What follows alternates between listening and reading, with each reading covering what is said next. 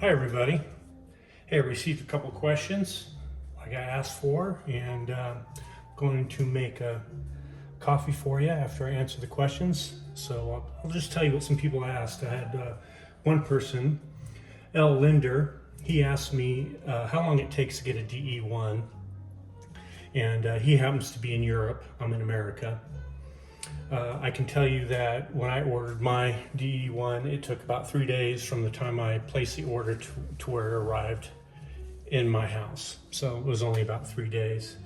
So I understand recently that they've made some upgrades to the shipping to the UK, the Euro countries, and things should be a little bit faster and cheaper from what I understand. So L. Linder, I hope that you order one. I hope you get it before you take off for your next business trip or vacation, wherever you're headed.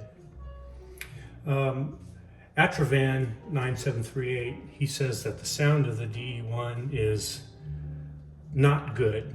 Well, I understand that. Some people think that the sound of the DE1 is odd, which it is. It has different types of pumps in it, and it's not like a true dual boiler. Has vibration pumps, so it makes an odd noise. But I can tell you that when you use it, it's not offensive. There have been some tests done to where the pumps get to about 60 decibels. So it's not super loud. If you live in a tiny flat or apartment and you're making coffee next to your bedroom or where your kids are sleeping, it may be a little distracting. And you need to be honest about that. If you want a truly quiet machine, then I would get a lever and I would plumb it in and you'll have zero noise. But don't let the sound bother you. The sound is odd, however, the coffee is amazing. So thanks for the question, I appreciate it. Jeff L. said he wants to see me make another latte. I'll do that after we're done here. And let's see, we have another question. Let's see. Okay, yeah, here's a good question. Mr. Jeffrey 25, and he wants to know why it would be better for him to buy a DE1 rather than a Becerra at approximately 2.5K American. That's a good question, and that's something that I can answer for you. But it's all personal preference, of course. If you buy a Becerra dual boiler at 2.5K, I don't think that you would be disappointed in that.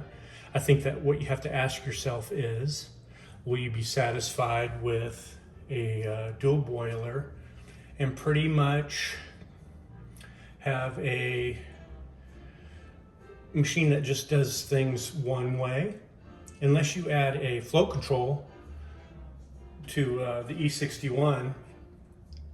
You're only going to be able to get a certain amount of pressure per each pull. Normally it's nine bars of pressure that we use in E61 machines. You can certainly adjust that. I had a Profitec Pro 700 before this DE1. Absolutely loved it. It's an amazing machine. Profitec makes great machines. I turned the bar pressure down to 8.5. I did not have flow control on the mushroom valve. But I got really good at making coffee with that, and you will not be disappointed. I certainly loved super light roasts with my E61 Profitec. A little bit more than what I like with my DE1. So I can almost duplicate what I got out of the Profitec 700 with the super light roast, but I got a little bit more sweetness with the Profitec. So, but what I would say is why I switched is because I can do so many different things. I can mimic a lever.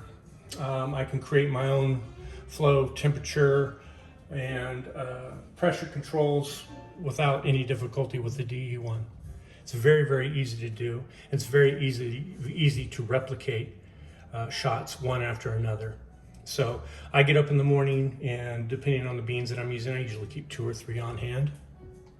I choose the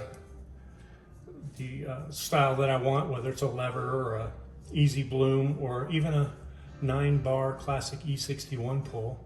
I just choose it, know which grind I want to do, hit the button, and it goes. So it works flawlessly. So I would never try to talk you out of a dual boiler. Becerra is a great machine. Becerra, ECM, Lily, they all make good machines. Bamzraco, LMs are good machines. Any of those would be great. But I would say if you're the type of person that is always looking for a little bit more, trying to do things a little bit differently, then go with the DE1. If you're going to be satisfied with a Becerra, if you want to put a flow control on it, with even a flow control and you'll be satisfied with that, then go for it. I think you won't be disappointed. So, all right, so we have some beans here. They're from Cafe Luso in Washington, and it's called Lion's Share. They make these beans, they roast these beans specifically for straight espresso. I use it in milk as well. It has kind of a cranberry, saddlewood, non-smoky flavor that it's kind of like a dark roast without the smokiness. Really, really good. So I have a little bit of milk in here. As you can see, 6 ounces of milk. I always use this in my lattes, about a half a teaspoon. Gives it a little bit of sweetness. And what we'll do is we'll grind these beans. We'll show you this. Also, I would say the person that asked me about the machine, I would say prior to picking a Becerra or a D1, choose a great grinder. Whether it's an M4, Cafetech, a Atom 75, make sure your grinder is good. Doesn't matter what machine you have, your grinder is not good, you're not going to get good coffee. So let's grind this up really quick.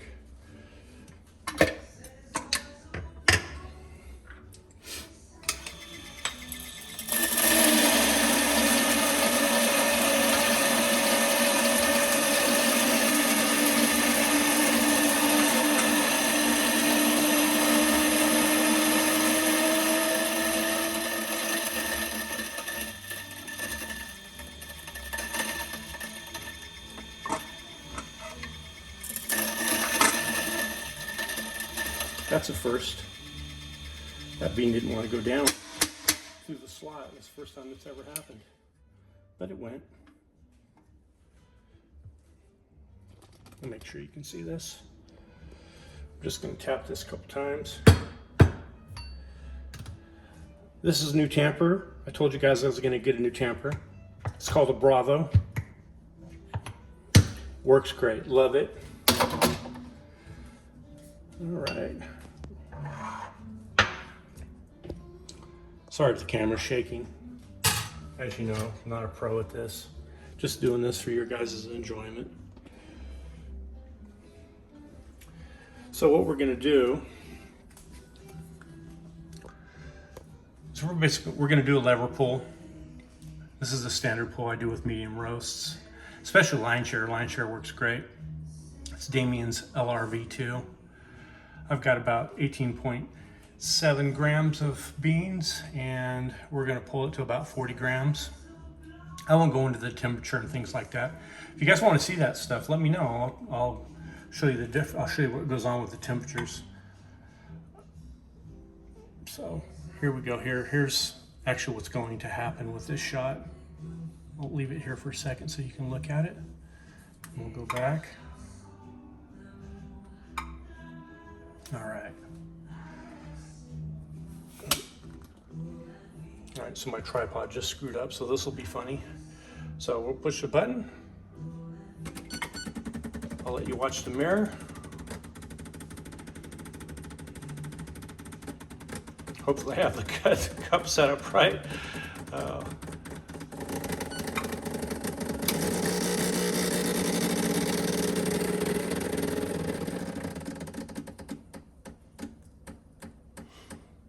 So it's a lever pull, so it's pre-infusing. And there we go.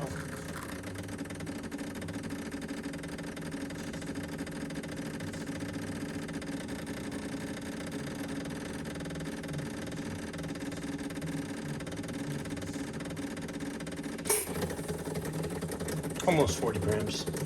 That's what it's supposed to do. Again, sorry for the jiggling. Let me show you what this looks like. Looks good. That's what I like about Lion Share. It pulls really nice. It's super easy to pull. So that shot was 30 seconds. Like I said, almost 40 grams, with a little bit of pre-infusion. Now we'll take the milk. This is called ghost steaming. I don't know if you're familiar with this or not, but we'll show you. Again, it's going to be a little jiggly.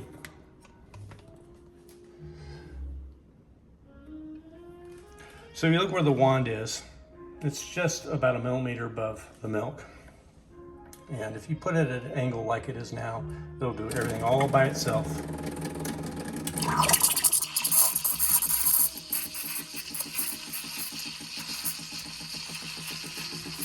6 ounces of milk, half teaspoon of Ghirardelli's. The Ghirardelli's doesn't take away from the flavor of the beans.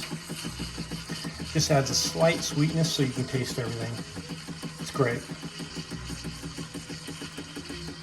This video is way too long already, but that's okay. There's not going to be any cuts in it. You're going to see everything from beginning to end. So you look up at the top there. Normally my steaming will end at about 80 seconds. Let's see here how warm it is. Okay, it's good to go. I'll pull it out, wipe the wand, and you can see the milk. It's perfect. All right.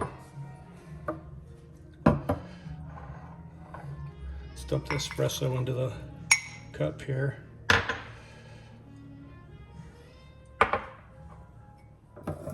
Make sure there's no bubbles. Should look like latex paint, which that looks like. It's good. Don't especially expect any miracles with my pouring. I just do this for fun for you guys. It's not something I'm super good at.